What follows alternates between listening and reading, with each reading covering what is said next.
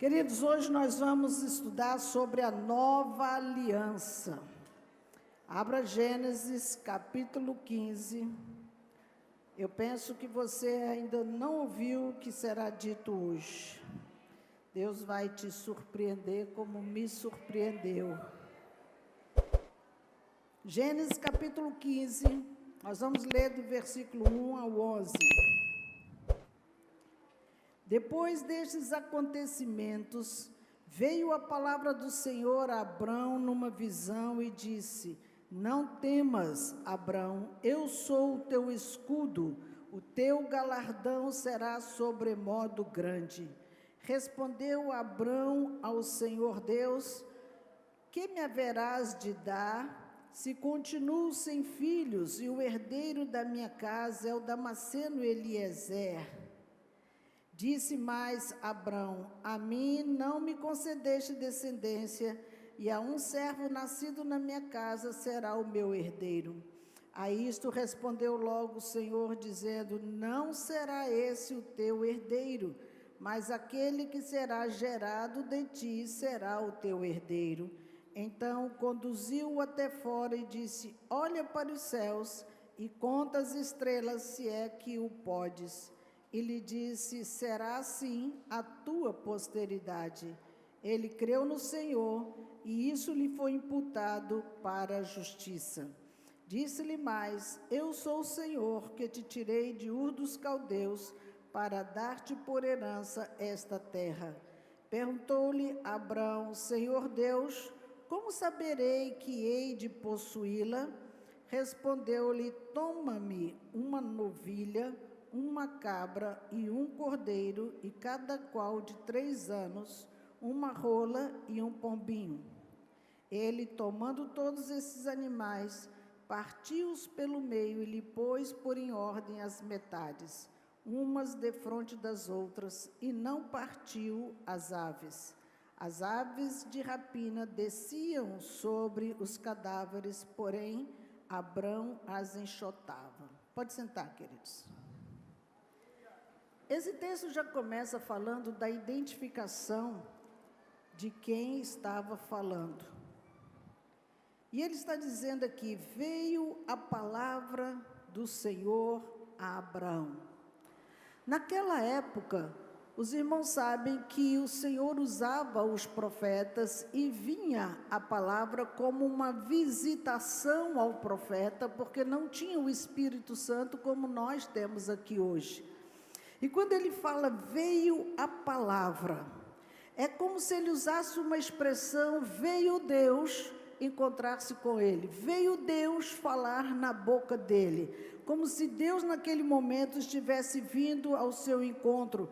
E isso tem uma confirmação em João capítulo 1, quando ele diz, no verso 1, que no princípio era a palavra, e a palavra era Deus. Não está escrito? E a palavra era Deus, e Deus estava com ele. Então, quando veio a palavra do Senhor, está dizendo, veio o Senhor ter com ele. O próprio Deus veio visitá-lo naquela hora. Isso é chamado de teofania, porque é uma figura que se usa de linguagem para que você possa compreender como que Deus pode ser simbolizado através de coisas. Agora, logo depois, ele traz uma promessa. O que ele diz aqui? Não tenhas medo, Abrão, eu sou o teu escudo, o teu galardão, e o teu galardão será sobremodo grande. Quando Deus estava dizendo, a tua condição não será mais essa que está aqui hoje, mas eu vou te proteger e vou te acrescentar, e o que você vai receber será muito grande ainda. Quando Abrão ouviu isso, ele logo questionou. Olha a questão dele no verso 2. Respondeu Abrão: Senhor Deus, que me hás de dar? Já que você é sobremodo grande, o que eu vou ganhar? Nós somos muito propensos a querer antecipar as coisas, para poder, já que vai ser grande, O que eu vou ganhar mesmo? Qual é o meu presente? Qual é o meu galardão? E Deus diz assim, e ele disse assim, o que o Senhor vai me dar se eu continuo sem filhos e o herdeiro da minha casa é o Damasceno Eliezer? Eliezer não era o herdeiro dele. E Deus foi muito enfático em dizer que não seria dele. Isso no verso 4 ele falou. Primeiro porque Eliezer não era judeu, não era do seu povo.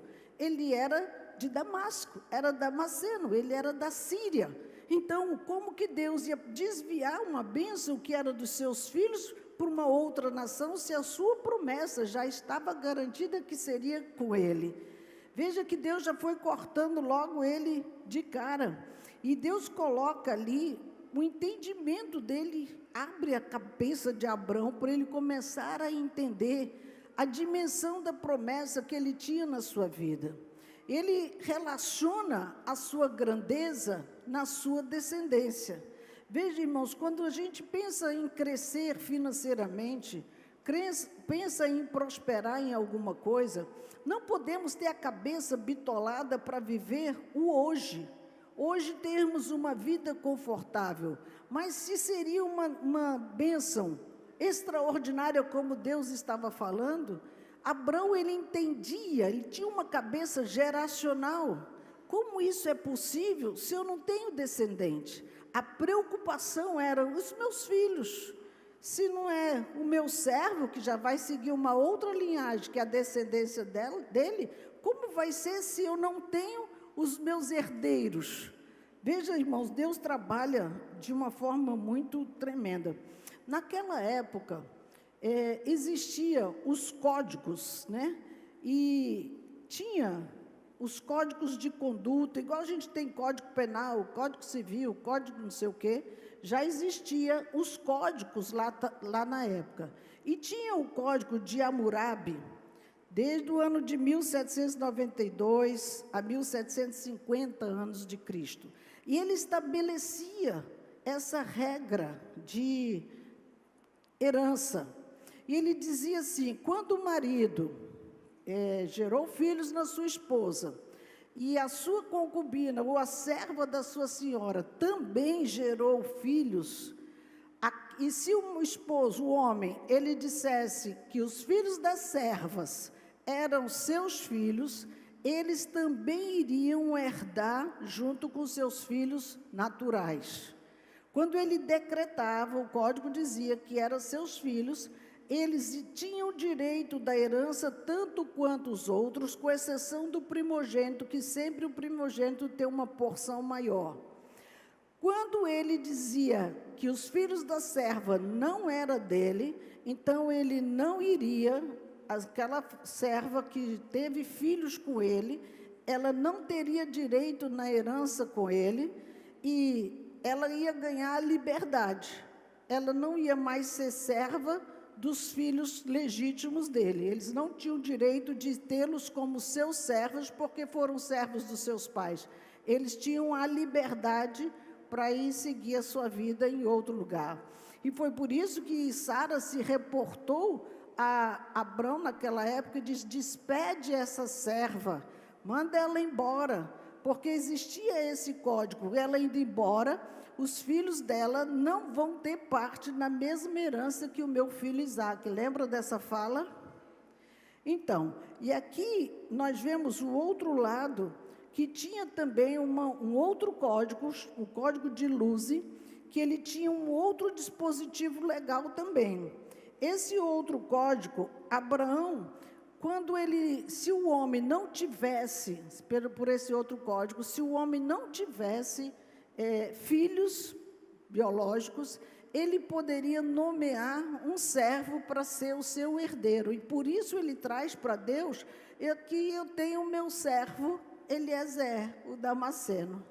E Deus foi muito enfático no verso 4, olha só a resposta de Deus, não será esse o teu herdeiro. Olha como Deus, ele é direto, irmãos, ele não faz curva. Abrão, não se equivoque, não será este o teu herdeiro, mas aquele que vai ser gerado de você. Você ainda vai ter essa chance. E aí Deus conduz Abrão para uma aliança. Vou fazer um pacto contigo, Abrão. Verso 5 diz que o Senhor, ele fala para ele montar toda a estrutura de um pacto. Conduziu, aliás, antes disso, ele disse, não será esse teu herdeiro, e conduziu até fora e disse, olha para os céus e conta as estrelas, se é que os podes contar, e assim será a tua posteridade. Aqui tem uma ilustração muito tremenda, né, que os arqueólogos contam. Os irmãos sabem que eles viviam, os beduínos, eles vivem no deserto e eles vivem em tendas.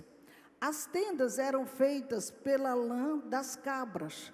E quando era tecido aquele manto, é igual se faz tecidos hoje. É feito de trama e urdidura. E eles vão se cruzando. Tanto que quando você pega um tecido, se colocar debaixo d'água, pelos buraquinhos sai água. Ele não é totalmente vedado. Porque a forma como vai se costurando uma lã no outro, um tecido, um fio de algodão no outro, da mesma forma.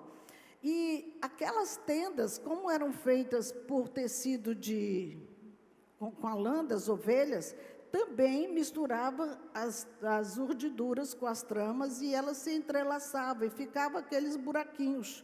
Aqueles buraquinhos, quando ventava lá no deserto, eles serviam de ventilação dentro da tenda aonde eles estavam.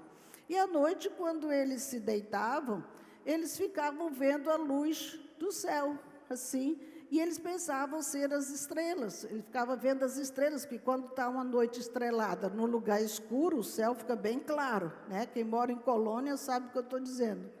Então, fica assim o céu muito claro. Aqueles buraquinhos que passavam da tenda, passava a claridade. E para eles era como se fosse a luz, as estrelas, desculpa. Então, quando fazia frio, por exemplo, que o tempo... Frio que lá não faz, mas quando subia a umidade, que dava sinalização de que vinha chuva, aquelas lãzinhas delas, elas inchavam e ficavam completamente vedadas, e servia de impermeabilizante, e a água não entrava na tenda, ela fechava completamente. Era uma experiência muito linda que eles tinham. E aí, quando eles viram essa cena de ver dentro da tenda, ver lá fora, eles até falam que os beduínos, né? O céu é a tenda de Deus. Só que ela já está tão velha que está cheia de buraquinhos, eles conseguem ver a glória do outro lado, que seriam as estrelas, né? É a visão que o beduíno tem. Isso é cultural, é uma coisa que eles tinham lá na época. Claro que hoje mudou tudo, né? Mas é uma tradição muito milenar que eles viam como se fosse uma tenda velha. Inclusive, há um texto de Isaías, que eu fui procurar, Isaías 40, 22, na segunda parte, ele fala realmente isso. É ele quem estende os céus como cortina e os desenrola como tendas para neles habitar. Olha que top a palavra, né? Ele estende a sua cortina nos céus e enrola como uma tenda para neles habitar. Abraão, irmãos, ele viveu algo que ele não imaginava. O Senhor disse, então sai daí, tu está vendo as estrelinhas que estão dentro da tua tenda? Elas são muito pouquinhas ainda. Você precisa ver o que eu ainda vou te mostrar. Sai daí para você enxergar o que tem aqui fora. Se lá na tenda ele já conseguia ver os buraquinhos da tenda, as estrelinhas, imagine aqui fora vendo na tenda do Senhor, né? Olhar para as estrelas de fato que existiam nos céus, e ali veio a promessa que os irmãos conhecem, que seria a sua descendência. E ele fez mais, irmãos. No verso 7, ele diz para ele sobre a sua promessa de ter uma herança, e ele vai em frente. Eu vou fazer uma aliança, verso 9. toma uma novilha, uma cabra, um carneiro, cada qual de 3 anos, e uma rola e uma pombinha. Deus disse apenas para ele pegar e separar esses animais. Deus não mandou ele partir. O verso seguinte diz que ele, tomando todos os animais, partiu pelo meio e lhe pôs em ordem 2 metades, né? Uma de frente para outras, e não partiu as aves. Mas ele pegou os animais, partiu no meio e colocou como que em filas, né? Ficou um corredor de passagem aqui no meio. Olha que coisa linda, Deus não falou para ele fazer isso. Por que ele cortou esses animais? Por que ele organizou dessa forma? As metades de animais, cada um em cada lado daquele corredor que ele formou ali. Veja, irmãos, que aquele povo, ele tinha muitas culturas que existiam lá. E segundo os arqueólogos, eles dizem, estou falando neles porque eu estou estudando sobre eles. E eles disseram que quando havia um pacto entre um rei soberano e um rei vassalo, acontecia isso. O rei soberano é aquele que tinha vencido o outro, que já tinha tirado ele de alguma embrulhada, de alguma coisa, e ele agora sabia que ele era servo do outro rei, de certa forma, né? Devia favores a ele.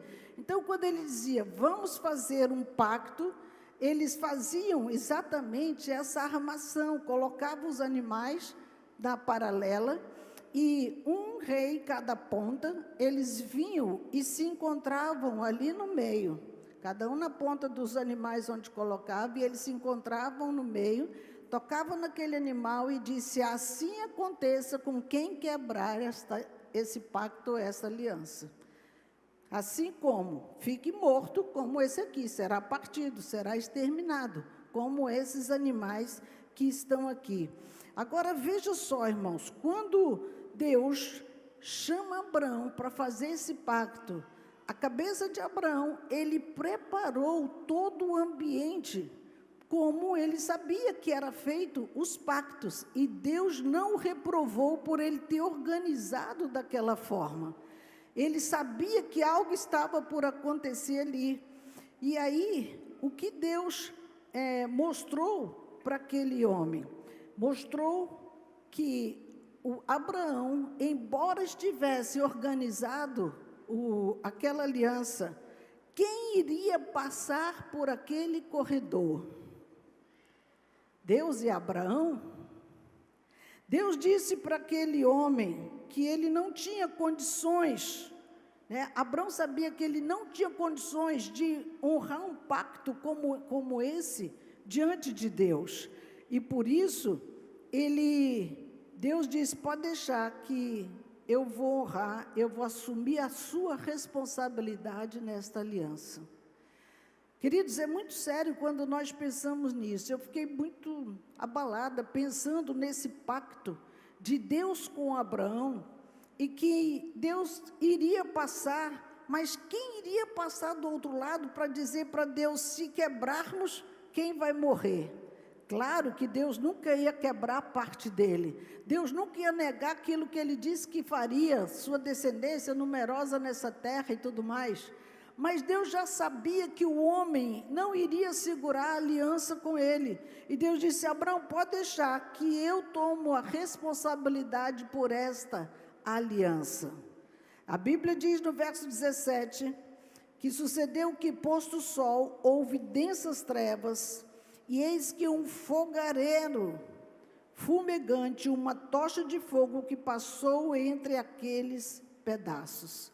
Só que Abraão não passou. Passou aquele fogareiro como se fosse o próprio Deus, que era uma outra coisa que eles tinham também como forma de pactos, de passar com tochas de fogo no meio. E Deus passou como esse fogareiro. E era como se Deus falasse, Abraão, esse pacto de aliança que eu tenho com você é de muita responsabilidade. Talvez você não tenha noção do que eu estou pedindo de você. Claro que eu estou conjecturando, não está no texto, né? Mas quem garante a penhora desse pacto aqui sou eu. Verso 18 diz que naquele mesmo dia fez o Senhor aliança com Abrão. Deixa eu lhe dizer uma coisa, igreja. Você lembra quando eu falei que os 2 reis passaram e os 2 reis diziam um para o outro: quem quebrar será morto. Não foi isso? Pois é.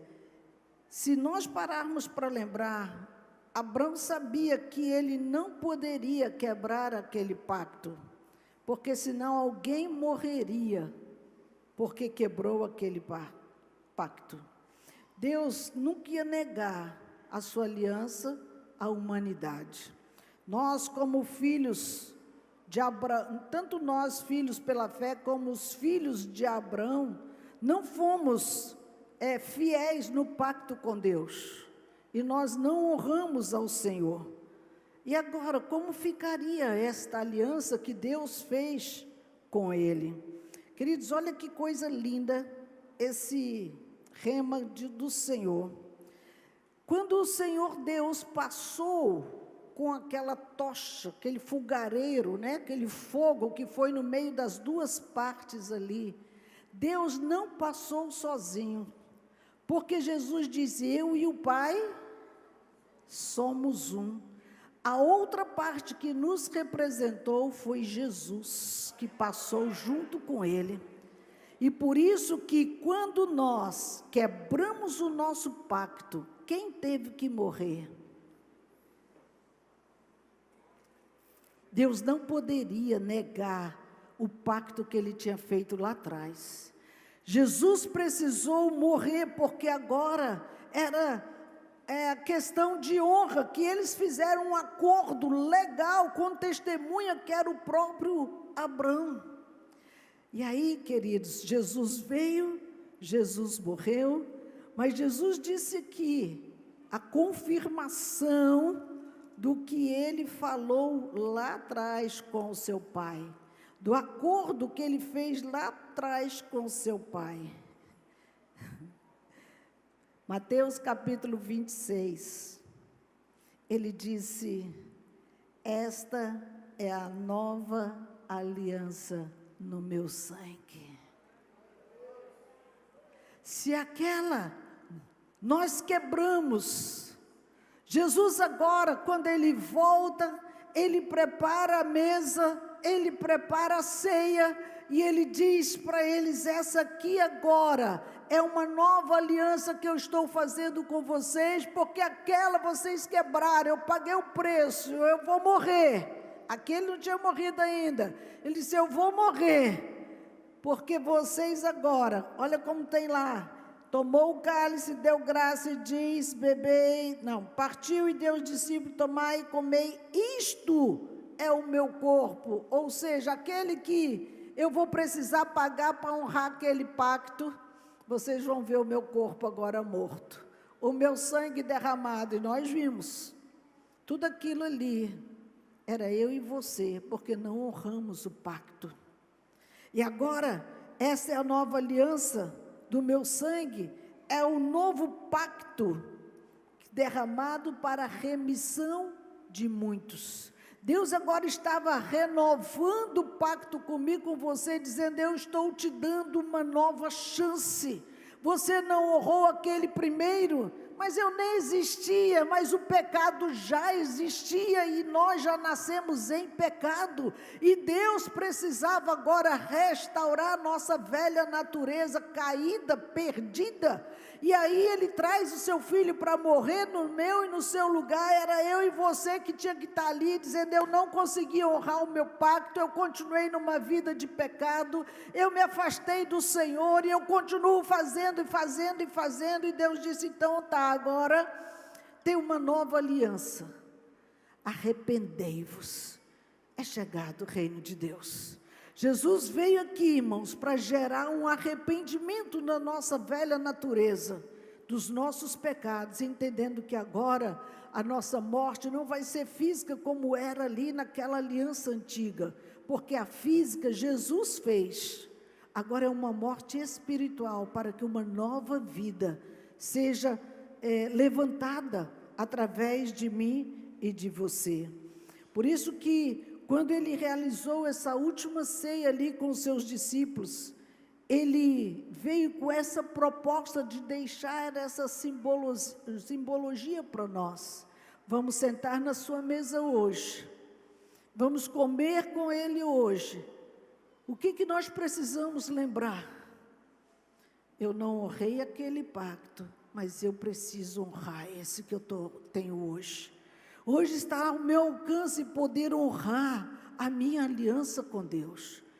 Como que eu faço isso? Eu preciso de arrependimento, confissão de pecados, mudança de vida. Porque não adianta confessar, pedir perdão e ficar vivendo e fazendo as mesmas coisas. Mudança de vida, uma natureza nova, é o que Cristo propõe para mim e para você.